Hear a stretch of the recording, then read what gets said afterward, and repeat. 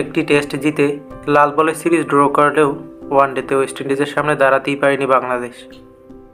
3 ম্যাচের সিরিজে টাইগাররা ধবলধোলাই হয়েছে। সেই দলই কিনা ক্যারিবীয়দের পছন্দের ফরম্যাট টি-20তে ঐতিহাসিক জয় পেল কাল। 3 ম্যাচের এই সিরিজে প্রথমবার বাংলাদেশ টি-20তে সাবেক বিশ্ব চ্যাম্পিয়নদের ধবলধোলাই করেছে। সিরিজে একটি বিশ্ব রেকর্ডও গড়েছেন তাসকিন মেহেদীরা। গত 16 ডিসেম্বর ওয়েস্ট ইন্ডিজের বিপক্ষে 6 বছর পর টি-20 সিরিজ নিশ্চিত করে লিটন দাসের দল। কাল ছিল সেই সিরিজের তৃতীয় ও শেষ টি-20। ম্যাচটিতে 80 রানের বড় জয়ে প্রথমবারের মতো ক্যারিবীয়দের হোয়াইট ওয়াশ করল টাইগাররা।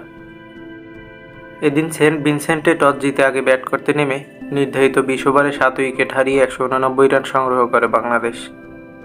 দলের হয়ে 41 বলে সর্বোচ্চ অপরাজিত 72 রান করেন জাকের আলী অনিক। জবাবে রান তাড়া করতে নেমে 16 ওভার 4 বলে মাত্র 109 রানে অল আউট হয় ওয়েস্ট ইন্ডিজ। কেবল এই ম্যাচেই নয়, 3টি ম্যাচই বাংলাদেশ ক্যারিবীয়দের অল আউট করেছে। সংক্ষিপ্ত ফরম্যাটে 3 ম্যাচের সিরিজে প্রথমবার 30 উইকেট নিয়ে বিশ্ব রেকর্ড গড়েছেন লাল সবুজের প্রতিনিধিরা। আর কোনো দলেরই সেই নজির নেই। গত মাসে অস্ট্রেলিয়া নিজেদের মাঠে পাকিস্তানের বিপক্ষে টি-20 ম্যাচে সর্বোচ্চ 29 উইকেট নিয়েছিলেন। এছাড়া টি-20 সিরিজে 28 উইকেট নেওয়ার নজির রয়েছে 8টি।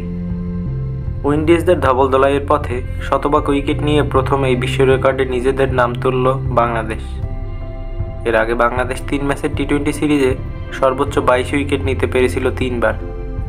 প্রথমবার আয়ারল্যান্ড সফরে 2012 সালে, এরপর ঘরের মাঠে 2018 সালে ওয়েস্ট ইন্ডিজের বিপক্ষে এবং ইংল্যান্ডের বিপক্ষেও 2023 সালে ঘরের মাঠে 22 উইকেট নেয় টাইগাররা।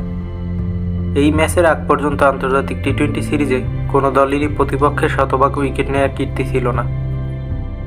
ক্যারিবীয়দের বিপক্ষে প্রথমবার 3টি টি-20তেই জয়ের অন্যতম কৃতিত্ব রয়েছে বাংলাদেশি বোলারদের। এই সিরিজে সর্বোচ্চ উইকেট সংগ্রহের তালিকায়ও টাইগারদের অবস্থান শীর্ষে।